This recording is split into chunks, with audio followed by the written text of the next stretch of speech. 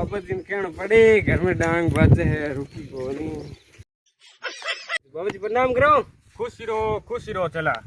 बाबा जी घर में डांग बाजती रुकी को।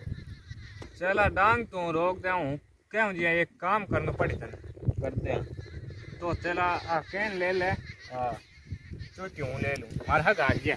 चालू बाबा जी चाला चला तो एक बट आगे थन काई करना है। हाँ काई करना बट माला फेरनी है। अच्छा कहाँ रही राम जी री ठीक है पत्थर बट हाथ तो ही हुक है। अच्छा हाँ हाथ किस नाम बताओ मैं बट सिखा दे धन पूरी ठीक है तो चला आटी बेहना है। बैठो बाबा जी बैठियो चलो आज बैठियो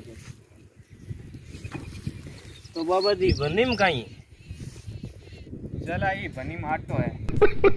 बाबा जी धन थे रोचे करो। चला रोचे धनी करनी पड़ी। कौन बाबा जी कौन हुआ